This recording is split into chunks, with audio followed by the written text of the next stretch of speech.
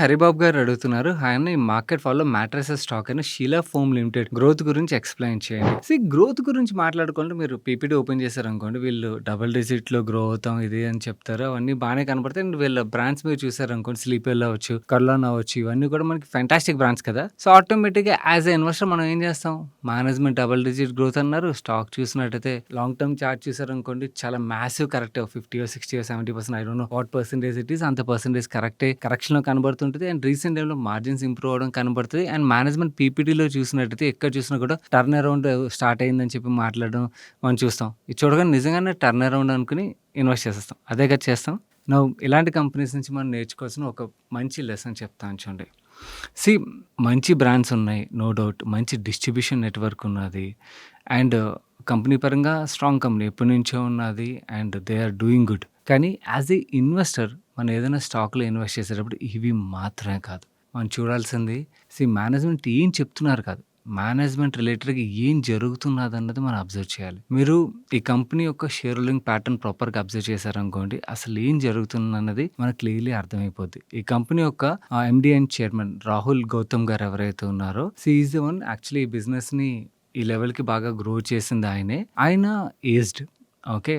ఆయన తర్వాత ఆయన సన్ తుషార్ గౌతమ్ ఎవరైతే ఉన్నారో అతన్ని బోర్డ్‌లోకి తీసుకొచ్చారు. అతను బిజినెస్ హ్యాండిల్ చేస్తారు అని చెప్పి వీళ్ళు అనుకున్నారు. కానీ రియల్ మ్యాటర్ ఏందంటే he is not that interested. Whatever I have done my work. So, దాన్ని బట్టి. సో, నౌ ఏం జరుగుతుంది ఇప్పుడు again entire responsibility has gone on Rahul Gautam గారు. నౌ ఏమవుతది ఒక్కసారి నేను నా రెస్పాన్సిబిలిటీ నుంచి బయటకొచ్చాను అని చెప్పి ఒక రిలాక్స్ మోడ్‌లోకి వెళ్ళిన తర్వాత again taking back that chair. Yes, already బిజినెస్‌ని రన్ చేశారు కాబట్టి దాన్ని సేమ్ వేలో రన్ చేయగలుగుతారే కానీ యాక్చువల్లీ ఆ బిజినెస్‌ని ప్రీవియస్‌గా అతను యంగ్ ఏజ్‌లో గ్రో చేసిన విధంగా బిజినెస్‌ని గ్రో చేయగలరా అంటే I have my doubts. Okay. So, మనం బిజినెస్ పరంగా అంటే ఏదైనా స్టాక్‌లో ఇన్వెస్ట్ చేసేటప్పుడు ఓన్లీ వాళ్ళకి మంచి బ్రాండ్స్ ఉన్నాయా? అండ్ పీ&ఎల్ స్టేట్మెంట్ పరంగా ఓకే. జస్ట్ మార్జిన్స్ ఇంప్రూవ్ అవుతున్నాయా లేదా? బ్యాలెన్స్ షీట్ బావుందా? ఇవి మాత్రమే కాదు. మేనేజ్మెంట్ చూడడం చాలా చాలా ఇంపార్టెంట్. ఎందుకో ఇంకొక పాయింట్ చెప్తాను చూడండి ఇక్కడే.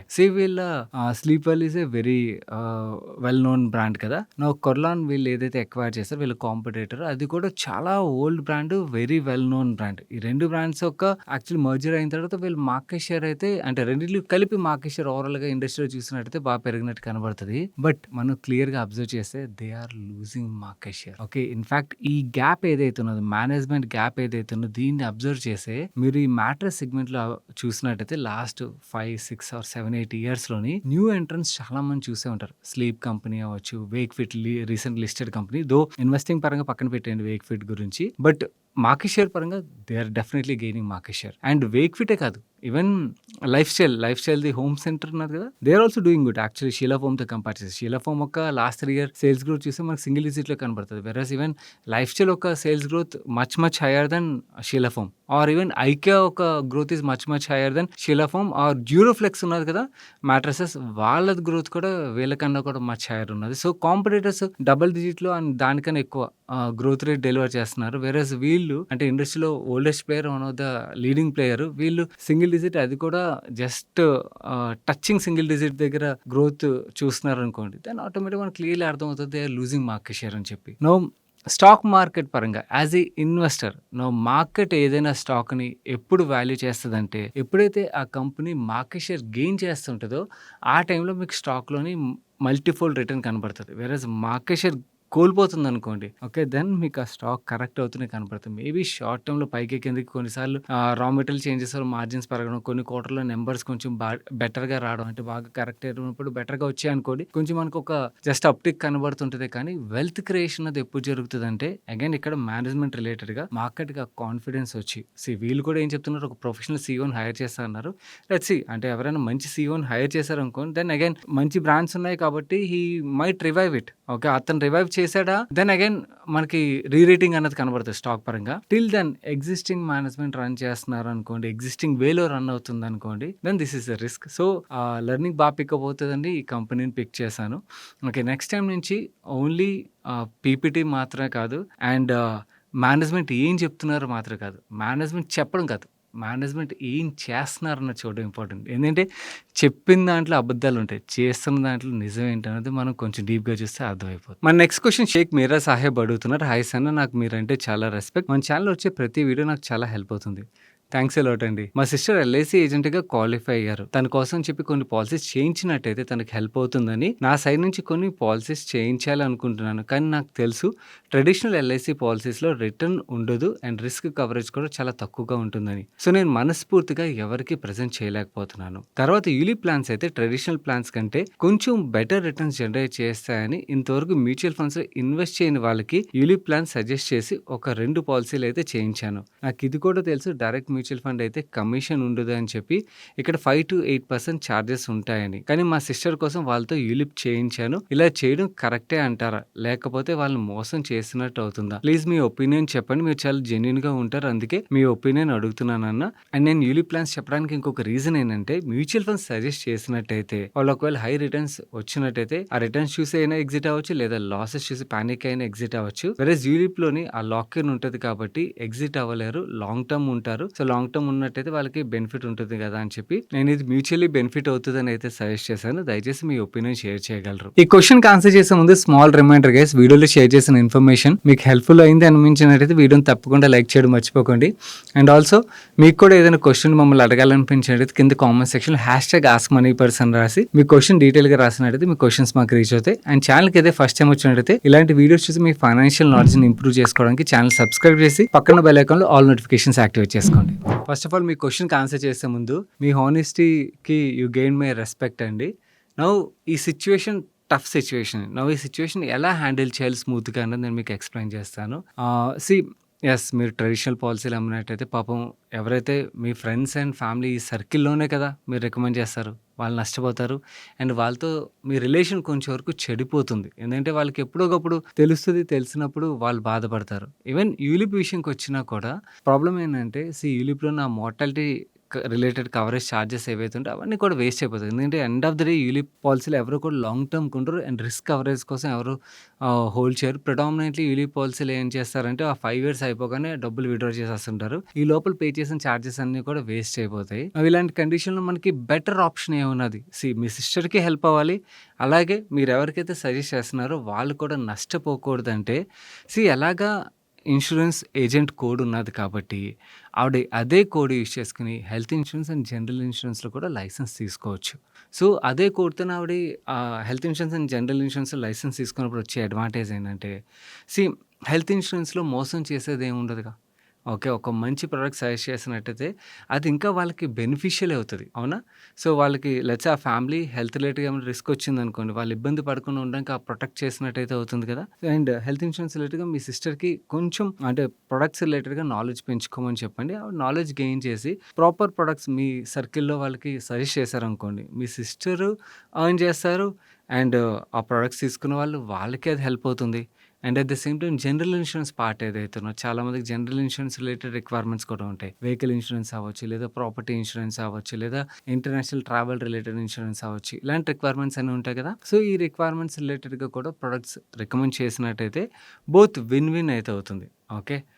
ఇదొక పార్ట్ అయితే, ఇంకొక పార్ట్ ఏంటంటే ఈ ప్రాసెస్‌లోని అంటే ఇవి ఒక 2-3 ఇయర్స్ మీ సిస్టర్‌ని ప్రొడక్ట్స్ మీద ఫోకస్ చేయమని, ఇదే టైంలోని కొంచెం టైం తీసుకొని ఆవిడని నాలెడ్జ్ మీద టైం స్పెండ్ చేయమని చెప్పండి.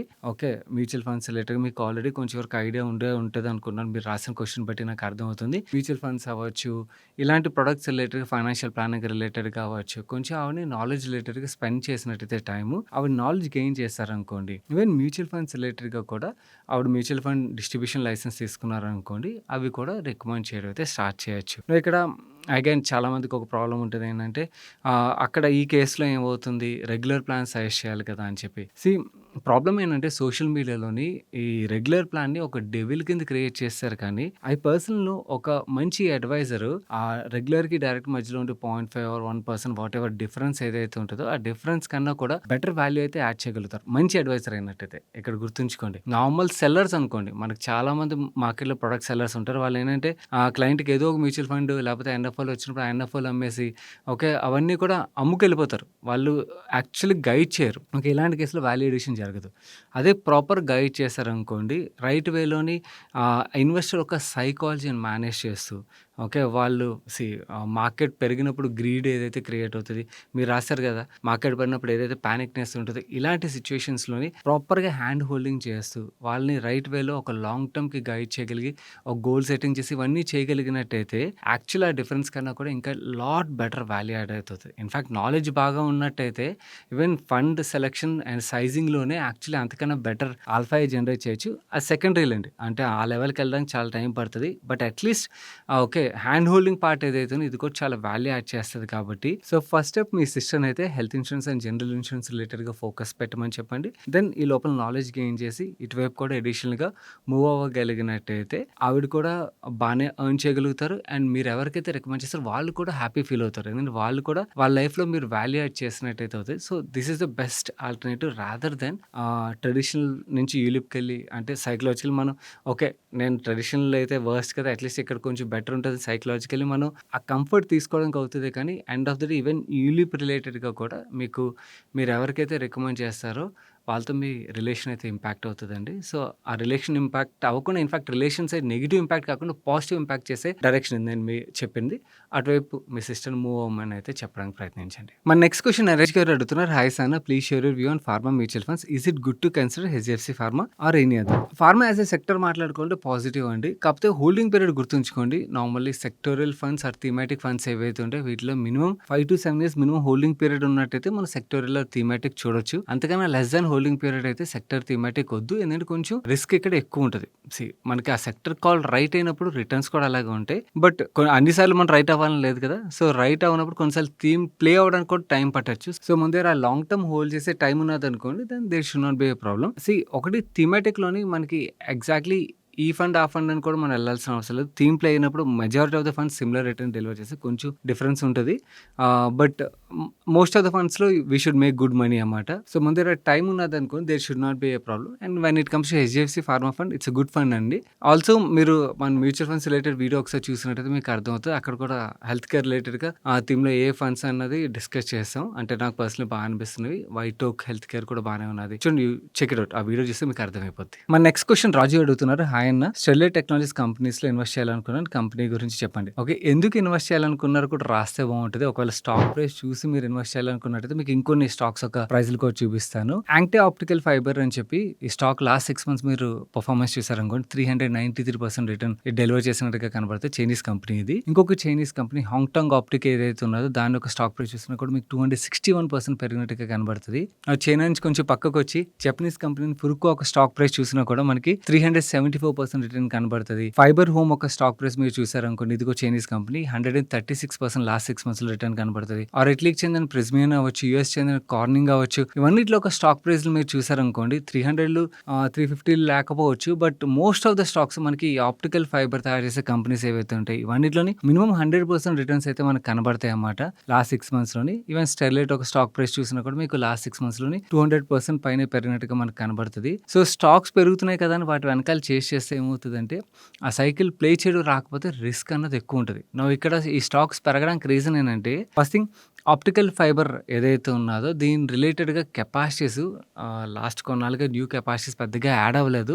అండ్ కరెంట్‌లీ డిమాండ్ విషయంకి వచ్చేసి సడెన్‌గా డేటా సెంటర్ ఇండస్ట్రీ నుంచి ఈ ఆప్టికల్ ఫైబర్ రిలేటెడ్‌గా డిమాండ్ బాగా పెరిగింది. అండ్ ఆల్సో డ్రోన్స్ ఇండస్ట్రీ ఏదైతే ఉందో అక్కడి నుంచి కూడా ఆప్టికల్ ఫైబర్ ఇండస్ట్రీ రిలేటెడ్‌గా బాగా డిమాండ్ పెరిగింది. దీంతోని ఇవన్నీ కంపెనీస్ యొక్క కెపాసిటీ యూటిలైజేషన్ చూసినట్టయితే 95% కెపాసిటీ యూటిలైజేషన్‌తో వీళ్ళ ప్లాంట్స్ అయితే రన్ అవుతున్నాయి. సో, ఫుల్ కెపాసిటీతో ప్లాంట్స్ అయితే రన్ అవుతున్నాయి. సో, ఈ కెపాసిటీ షార్టేజ్ ఏర్పడడం అండ్ డిమాండ్ సబ్స్టాన్షియల్లీ పెరగడంతోని ఈ ఆప్టికల్ ఫైబర్ రిలేటెడ్‌గా ప్రైజెస్ పెరగడంతో ఈ కంపెనీస్ అన్నిటిలో ఒక స్టాక్ ప్రైస్‌లో మనకి ఆ ర్యాలీ అయితే కనబడుతుంది. కానీ కమోడిటీస్ ప్రొడక్ట్స్ అని మనకి ర్యాలీని ప్లే చేయడం వస్తే will make very big money. But exit అవ్వడం రాలేదనుకోండి ఓకే. దెన్ ఆ స్టాక్‌లో ఇరుక్కుపోయే రిస్క్ ఉంటది. సో, స్టాక్ ప్రైస్‌లు పెరుగుతున్నాయి కదా అని చెప్పి ఎందుకు పెరుగుతున్నాయో తెలియకుండా మనం ఎంటర్ అయ్యి ఎగ్జిట్ అవ్వడం తెలియలేదనుకోండి డెఫినెట్‌లీ స్టక్ అయిపోతాం. So, this is the biggest risk. Sterlite related కూడా ఈ ర్యాలీ అయితే అవుతున్నది. ఎన్నాళ్ళు అవుతదన్నది nobody can guess. But new capacities అయితే వచ్చే ఛాన్సెస్ ఉన్నాయి. ఎప్పుడైనా కూడా మనకి కమోడిటీస్ ప్రొడక్ట్‌లోని demand and supply mismatch వచ్చినప్పుడు ఇనిషియల్‌గా ఒక 6 months or 1 year existing companies ఏవైతే ఉంటే వాళ్ళు బెనిఫిట్ చెందుతారు. దాని తర్వాత కొత్త కాంపిటీషన్ రావడం అయితే మనకు కనపడుతది.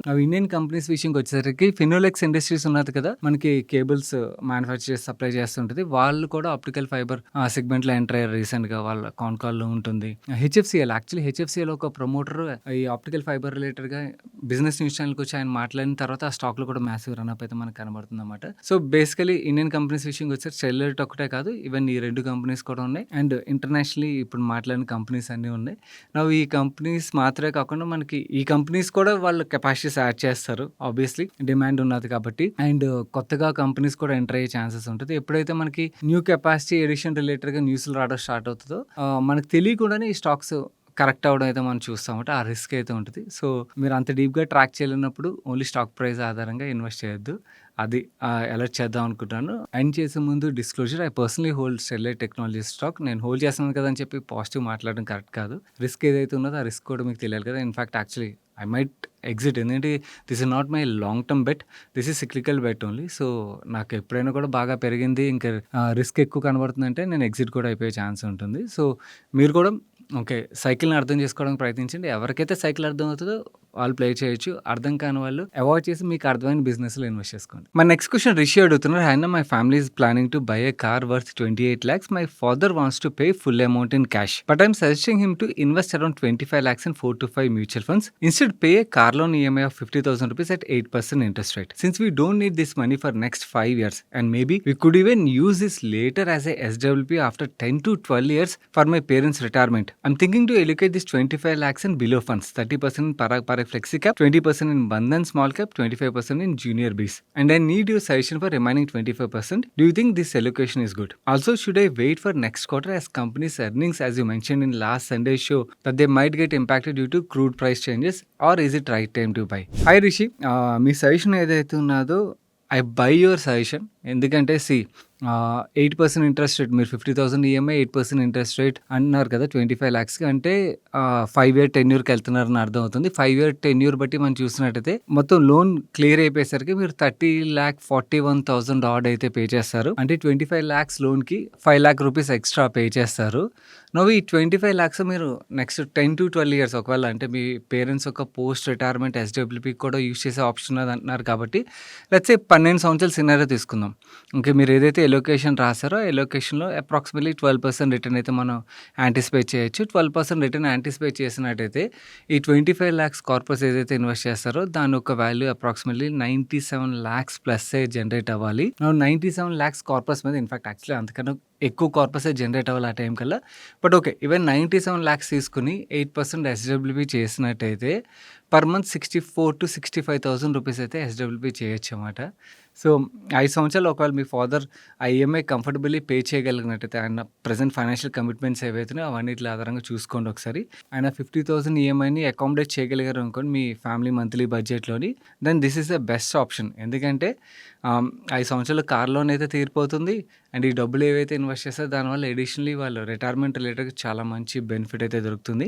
అండ్ రిమైనింగ్ 25% ఎలోకేషన్ రిలేటెడ్గా check large and mid cap category of funds. మీకు మ్యూచువల్ ఫండ్ వీడియో ఒకసారి చూడండి, అందులోని large and mid cap category funds related కొన్ని ఫండ్స్ గురించి అయితే మాట్లాడడం, వాటిని ఒకసారి స్టడీ చేయడానికి ప్రయత్నించండి. మన నెక్స్ట్ క్వశ్చన్ మురళీధర్ గారు అడుగుతున్నారు. What's the news about GTL defence which has moved so drastically with 3,223% suddenly?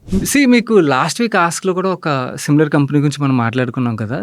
ఎన్సీఎల్టీకి వెళ్ళిపోయిన కంపెనీస్ ఏవైతే ఉన్నాయో, ఎన్సీఎల్టీకి వెళ్ళిపోయినప్పుడు ఒక జంకే, కానీ దాని తర్వాత వెల్ ఎస్టాబ్లిష్డ్ కంపెనీస్ ఏవైతే ఉంటాయో ఈ కంపెనీలను ఎక్వైర్ చేసినప్పుడు వాటి యొక్క ఎసెట్స్ ఏవైతే ఉన్నాయో వాటిని రైట్ వేలో యూటిలైజ్ చేసి రివైవ్ చేయడానికి ప్రయత్నిస్తుంటారు. ఈ ప్రాసెస్లో ఏమవుతుందంటే బేసికలీ ఎన్సీఎల్టీకి వెళ్ళిపోయినప్పుడు ఆ కంపెనీకి ఏం వాల్యుయేషన్ దొరుకుతుంది, ఏం ఉండదు కదా. ఓకే, వేరే దాని తర్వాత రీలిస్టింగ్ అవగానే ఏమవుతుందంటే ఒక్కసారే బజ్ క్రియేట్ అవుతుంది అనమాట. ఈ కంపెనీ రిలేటెడ్ కూడా జరిగింది అదే. ఆర్సీఐ ఇండస్ట్రీస్ అని చెప్పి కంపెనీ 2022లోని ఎన్సీఎల్టీకి వెళ్ళిపోయింది. 2025లోని ఈ జీటీఎల్ ఇండస్ట్రీస్ వాళ్ళు ఈ కంపెనీని అయితే ఎక్వైర్ చేశారు. ఈ ఆర్సీఐ ఇండస్ట్రీస్ ఒక పేరుని జీటీఎల్ డిఫెన్స్ కింద మార్చి రీలిస్టింగ్ రీసెంట్గా ఏప్రిల్లో జరిగింది. లిస్టింగ్స్ అన్ని మీకు బీఎస్సీ యూట్యూబ్ ఛానల్లో కూడా ఉంటుంది. ఈ లార్జ్ కంపెనీగా జేటీఎల్ ఇండస్ట్రీస్ అనేది వీళ్ళు ఈ చిన్న కంపెనీని ఎక్వైర్ చేశారు కదా. ఎక్వైర్ చేసిన తర్వాత వీళ్ళు డిఫెన్స్ ఫోకస్ అయితే ఈ బిజినెస్ని గ్రోత్ చేయడానికి అయితే ప్రయత్నిస్తున్నారు. అండ్ ఆర్సీఐ యొక్క కరెంట్ హిమాచల్ ప్రదేశ్ బద్దీలో ఉన్న ప్లాంట్ ఏదైతే ఉన్నదో అక్కడ copper strips, brass strips and phosphorus copper strips ఇలాంటివన్నీ కూడా తయారు చేయొచ్చు. వాటితో మనకి బుల్లెట్స్కి షెల్స్ ఉంటాయి చూడండి, అండ్ ఆర్టిలరీ షెల్స్తో స్టార్ట్ చేసి డిఫెన్స్లోని హైయర్ వాల్యూ ప్రొడక్ట్స్ ఏవైతే ఉంటే వాటి వైపు అయితే ఈ బిజినెస్ మూవ్ చేస్తాం అనేది ప్రమోటర్స్ ఎదురు కామెంట్ చేయడం అండ్ ఈ రీలిస్టింగ్ జరుగుతుంది చూడండి. ఈ ప్రాసెస్లో మనకి స్టాక్స్లోని ఆ బీభత్సమైన రన్అప్ అయితే కనబడుతుంది. అండ్ ఈ జేటీఎల్ డిఫెన్స్ ఒక పేరెంట్ కంపెనీ జేటీఎల్ ఇండస్ట్రీస్ ఒక లాస్ట్ కాన్ఫరెన్స్ కాల్లోని ఈ జేటీఎల్ డిఫెన్స్ అదే ఆర్సీ ఇండస్ట్రీస్ బిజినెస్ ఏదైతే ఉన్నదో ఇది Q4 FY26లోని 500 metric tons of sales చేస్తుందని, అంటే 50 to 60 crores worth revenue generate చేస్తుందని అయితే వాళ్ళు కామెంట్ చేశారు. అండ్ FY27లోని 4,500 నుంచి 5,000 మెట్రిక్ టన్స్ ఆఫ్ సేల్స్ని వీళ్ళు టార్గెట్ చేస్తున్నట్టుగా చెప్తున్నారు. అండ్ ఇన్ఫాక్ట్ Q4లోని వీళ్ళు 500 మెట్రిక్ టన్స్ ఆఫ్ సేల్స్ని అచీవ్ చేస్తారని చెప్పారు కదా. వెరస్ FY27 సెకండ్ హాఫ్లోని మంత్లీ 500 మెట్రిక్ టన్ సేల్స్ని వీళ్ళు టార్గెట్ చేయబోతున్నట్టుగా చెప్తున్నారు. అండ్ ఈ బిజినెస్ నుంచి 10% ఎబిటా మార్జిన్ వీళ్ళు టార్గెట్ చేస్తున్నట్టుగా చెప్తున్నారు. అండ్ డిఫెన్స్ మాత్రమే కాకుండా ఆటో ఈవీ సెగ్మెంట్లో కూడా వీళ్ళు ప్రొడక్ట్స్ యూజ్ అవుతాయి. అండ్ మిండా ఇండస్ట్రీస్ ఆల్రెడీ వీళ్ళ క్లయింట్ అండ్ ప్రెజెంటేషన్ కూడా రిలీజ్ చేశారు, అందులో అయితే మెన్షన్ చేస్తున్నారు. ఓవరాల్గా జేటీఎల్ డిఫెన్స్ రిలేటెడ్గా ఉన్న బజ్ అయితే ఇదిగా. ఈ ఎన్సీఎల్టీ కంపెనీస్ ఏవైతే ఉంటాయో వాటిని large promoter group companies acquire చేసినప్పుడు మనకి ఈ స్టాక్స్లో ఇంత వాల్యూ రీరేటింగ్ అన్నది జరుగుతుంది అన్నమాట.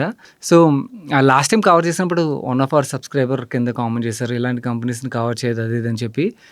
యాక్చువల్లీ ఇలాంటి కంపెనీస్ని కవర్ చేయకూడదని ఎందుకు మాట్లాడుకోవాలి? ఇట్ ఈస్ నాట్ జంక్ కదా, జంక్ నుంచి రివైవ్ చేస్తున్నారు కదా. This is one strategy. Okay, ఇన్వెస్టింగ్లో మనకి మల్టిపుల్ స్ట్రాటజీస్ ఉంటాయి. కోల్గేట్, నెస్లే లాంటి హై క్వాలిటీ కంపెనీస్లో ఇన్వెస్ట్ చేసే ఒక స్ట్రాటజీ అయినట్టయితే ఇలా ఇన్వెస్ట్ చేసే డబ్బులు సంపాదించి ఇన్వెస్టర్స్ ఉంటారు, అదొక స్ట్రాటజీ అవుతుంది. So it depends on investors risk appetite and వాళ్ళ ఎఫర్ట్. అండ్ ఇన్ఫాక్ట్ కోల్గేట్ని, నెస్లేని పికప్ చేయడం ఈజీ, ఇలాంటి కంపెనీలు పికప్ చేయడం అంత ఈజీ కాదు. అంటే ఐడెంటిఫై చేసినా దాన్ని బై చేయాలంటే చాలా చాలా పేషెన్స్ ఉండాలి.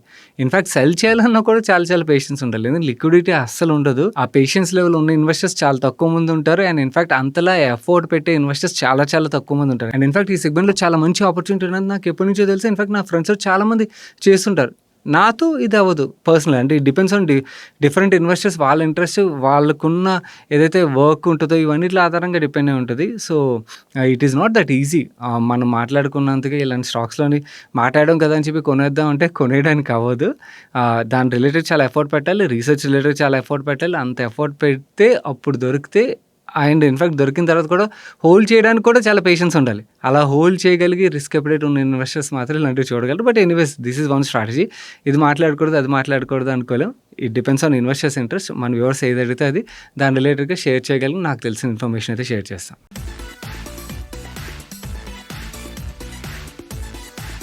నవీరు సండే ఫండే సజెషన్ విషయంకి వచ్చారు. నెట్ఫ్లిక్స్లోని ఈ విషెస్ కుడ్ కిల్ అని చెప్పి ఒక కొరియన్ సిరీస్ అయితే స్ట్రీమ్ అవుతున్నది.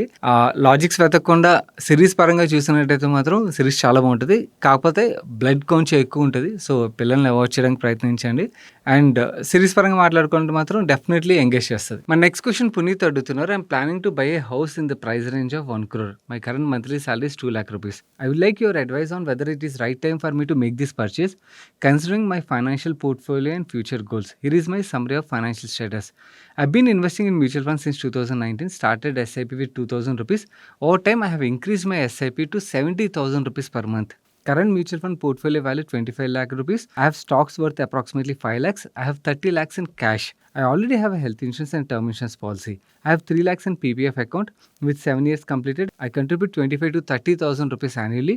I have 2 children. Elder one being 1 year old. My wife is a homemaker. I started Sukarna Samriddhi Yojana account on my daughter name and I contribute 50,000 annually. I'm planning to retire by age of 45. I'm currently 35 years old. I invest 50,000 rupees monthly in gold saving scheme and my monthly expenses including house rent and other expenses 50,000 rupees. I also wish to support my children's education, ideally pursuing MBBS in future. Please consider these long-term goals in your assessment. Could you please review my current financial plan and let me know if I'm on the right path towards financial independence and retire early? Whether it is good time to buy a house based on my current financial situation. Any suggestions or adjustments needed to achieve my goals, especially considering my children's higher education plan. Okay, excel షీట్లోని మొత్తం calculation చూపిస్తానండి. And ఇక్కడ ఒక point miss అవుతుంది ఏంటంటే మీ second child age రాయలేదు, first child 1 year అన్నారు కాబట్టి లెస్ దాన్ 1 year అని అయితే అనుకున్నాను. మీరు ఇచ్చిన నెంబర్స్ అన్ని కూడా ఎక్సెల్ షీట్లో ఇన్పుట్ చేస్తామండి. ఇక్కడ ఎల్లో కలర్ సెల్స్ ఏవైతే ఉన్నాయో అక్కడ మీరు నెంబర్స్ మార్చుకోవచ్చు. మార్చినట్టయితే మొత్తం క్యాలిక్యులేషన్ చేంజ్ అవుతాయి. Child 1 year and child 2 less than 1 year అని తీసుకున్నాం. అండ్ మీరు 45 కల్లా రిటైర్ అవ్వాలనుకుంటున్నారు కదా! కరెంట్‌లీ పిల్లల ఎడ్యుకేషన్ మీకు ఖర్చులు లేవు. బట్ మీరు ఎర్లీ రిటైర్మెంట్ అంటున్నారు కాబట్టి ఈవెన్ ప్రైమరీ ఎడ్యుకేషన్ కూడా మనం కన్సిడర్ చేయాల్సి ఉంటది. ఎందుకంటే పిల్లలిద్దరూ చిన్నవాళ్ళు కాబట్టి. సో, మీరు ఇంకొక 10 ఇయర్స్‌లో రిటైర్మెంట్ అంటున్నారు కాబట్టి మీ పిల్లలు ఎడ్యుకేషన్‌కి వెళ్ళే టైంకి లెట్స్ సే ప్రైమరీ ఎడ్యుకేషన్‌కి ఇప్పుడు రూ. 1,00,000 ఖర్చు అయ్యేటట్టయితే మీ పెద్ద పాప స్కూల్‌కెళ్ళే టైంకి అదే సేమ్ ఖర్చు 1,21,000 అయితే అవుతది. అండ్ ఈ రూ. 1,00,000 దగ్గర మీరు ఎంత అన్నది మీరు చూజ్ చేసుకున్న స్కూల్ బట్టి ఫీజు మారుతుంటది కాబట్టి అది ఇక్కడ మీరు ఇన్‌పుట్ చేస్తే మీకు ఎంత పెరగొచ్చు అన్నది కూడా ఒక క్లారిటీ వస్తది. సెకండ్ చైల్డ్ రిలేటెడ్‌గా కూడా ఎక్సెల్ షీట్‌లో ఈ ప్రొవిజన్ అయితే ప్రొవైడ్ చేసాం. And coming to MBBS goal రిలేటెడ్‌గా కేటగిరీ బి సీట్ తీసుకున్నాం అనుకోండి. అప్రాక్సిమేట్‌లీ రూ. 1,00,00,000 అయితే అవుతున్నది ఎంబీబీఎస్ కంప్లీట్ అవ్వడానికి. చైల్డ్ 1 ఎంబీబీఎస్‌కి తనకి 18 ఇయర్స్ వచ్చే టైంకి మీ దగ్గర అప్రాక్సిమేట్‌లీ 5,00,00,000 అయితే కావాల్సి ఉంటది.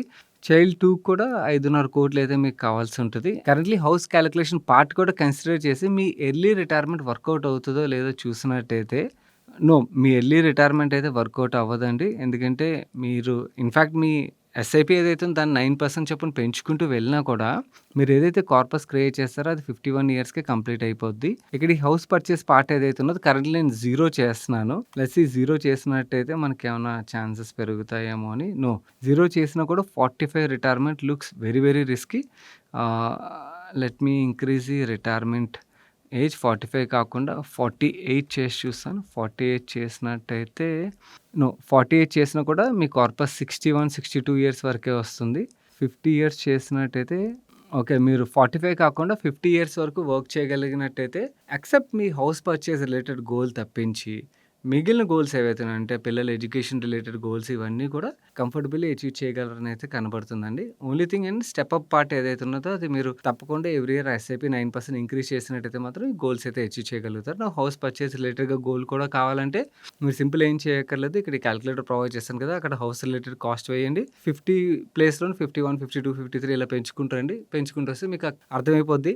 సో, అప్పుడు సొంత ఇల్లు కావాలా లేకపోతే ఎర్లీ ఫైనాన్షియల్ ఫ్రీడమ్ కావాలన్నది ఇట్ ఈస్ యువర్ చాయిస్. ఆ రెండిట్లో మీరు ఏ చాయిస్ ఆప్ట్ చేసుకుంటారన్నది మీ ఫ్యామిలీ డెసిషన్ అయితే అవుతుందో దాన్ని బట్టి మీరు డెసిషన్ తీసుకోవచ్చు. All the best. ఈ ఎక్సెల్ షీట్‌ని మీకు మన టెలిగ్రామ్ ఛానల్‌లో షేర్ చేస్తాను. మీరు అక్కడ నుంచి డౌన్లోడ్ చేసుకొని ఈ చేంజెస్ అయితే చేసుకోవచ్చు. అండ్ మిగిలిన వ్యూవర్స్‌లో మీరు ఎవరైనా కూడా మన టెలిగ్రామ్ ఛానల్ ఫాలో అవ్వట్లేనట్టయితే ఫాలో అవ్వండి. ఎందుకంటే టెలిగ్రామ్ ఛానల్‌లో మీకు మార్కెట్ రిలేటెడ్ అప్డేట్స్ ఎప్పటికప్పుడు వస్తుంటాయి. అండ్ ఇలాంటి ఇంపార్టెంట్ పీడిఎఫ్స్ అవ్వచ్చు, ఎక్సెల్ షీట్స్ అవ్వచ్చు ఇవన్నీ కూడా ప్రొవైడ్ చేస్తాం.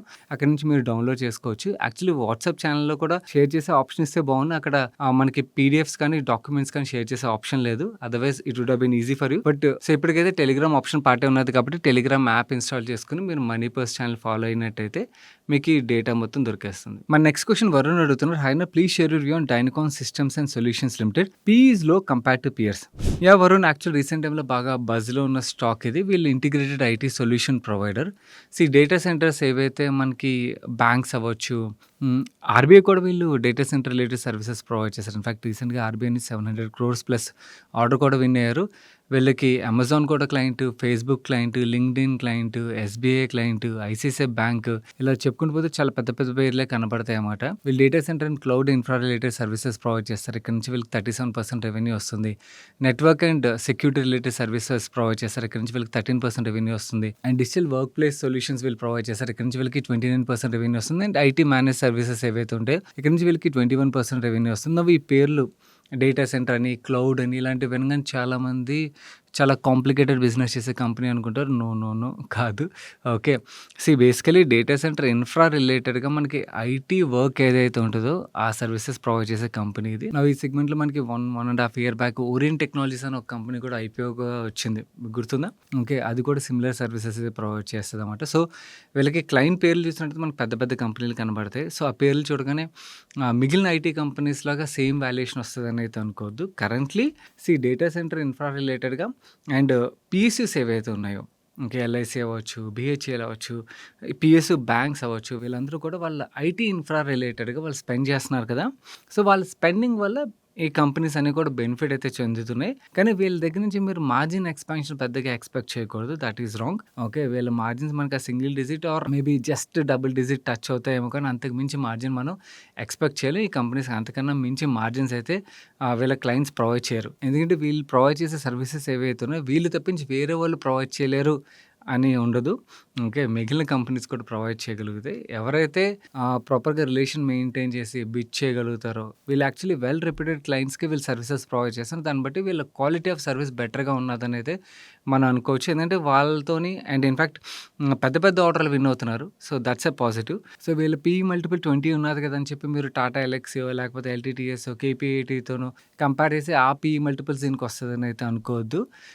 యెస్. ఆ స్టాక్స్ మీకు రీసెంట్ టైమ్‌లో పర్ఫార్మెన్స్ లేదు. అది డిఫరెంట్ కేస్ ఆల్‌టుగెదర్. అవి పక్కన పెడితే నేను పీఈ మల్టిపుల్ ఆధారంగా పియర్ కంపారిజన్ మాట్లాడతాను. మీరు ఎగ్జాక్ట్‌లీ పియర్ కంపేర్ చేయాలంటే ఓరియంట్ టెక్నాలజీస్ అని ఉన్నది. దాంతో కంపేర్ చేయొచ్చు. కరెంట్‌లీ ఓరియంట్ టెక్నాలజీస్ యెస్ దీనికన్నా కూడా ఎక్స్‌పెన్సివ్ వాల్యుయేషన్‌లో అయితే ట్రేడ్ అవుతున్నది. సో, ఈ రెండిట్లో కంపేర్ చేస్తే పీఈ పరంగా లోలో అయితే ట్రేడ్ అవుతున్నది. అండ్ వీళ్ళు ఏదైతే ఐటీ ఇన్ఫ్రా రిలేటెడ్ మనకి పీఎస్‌యూ స్పెండ్ చేస్తున్నాయో దానివల్ల ఏదైతే ఈ స్పెండింగ్ వల్ల బెనిఫిట్ ఉంటదో, ఆ బెనిఫిట్ వల్ల ఈ స్టాక్‌లో మనకి గ్రోత్ అయితే చూడొచ్చు. బట్ ఒకసారి అది అయిపోయిన తర్వాత మీరు సిమిలర్ గ్రోత్‌ని అయితే యాంటిసిపేట్ చేయలేరు. ఇది గుర్తుంచుకోండి. Good company. కాకపోతే complicated IT tech solutions provide చేసే కంపెనీ అని అయితే అనుకోవద్దు. పేర్లు అంటే డేటా సెంటర్, క్లౌడ్ ఇలాంటివన్నీ వినగానే అలాంటి కంపెనీ అని అయితే అనుకోవద్దు. So, that's it for today's ask money by show guys. నిన్న వీడియో ఎవరైనా మిస్ అయినట్టయితే మాత్రం మీరు టాక్స్ రిలేటెడ్‌గా అడిషనల్ సేవింగ్స్ అయితే చేసుకోవచ్చు. అది మిస్ అవ్వకండి. చాలా చాలా ఇంపార్టెంట్ వీడియో ఇది. మీరు చూడడం మాత్రమే కాకుండా మీ ఆఫీస్‌లోని కలీగ్స్ ఎవరైతే ఉంటారో వాళ్ళకి కూడా తప్పకుండా షేర్ చేయడానికి ప్రయత్నించండి. ఈరోజు వీడియో నచ్చి ఇప్పటివరకు లైక్ చేయనట్టయితే వీడియోని లైక్ చేసి మీ ఫ్రెండ్స్ అండ్ ఫ్యామిలీకి హెల్ప్‌ఫుల్ అవుతుందంటే వాళ్ళకి షేర్ చేయడం మర్చిపోకండి. అండ్ ఛానల్‌కి అయితే ఫస్ట్ టైం వస్తే మన మనీ పర్స్ ఛానల్ సబ్స్క్రైబ్ చేసి పక్కన బెల్ ఐకాన్‌లో ఆల్ నోటిఫికేషన్స్ యాక్టివేట్ చేసుకోండి. నేను సాయి కృష్ణ పత్రి మరొక మంచి వీడియోతో మీ ముందుకు వస్తాను. Till then bye bye, take care.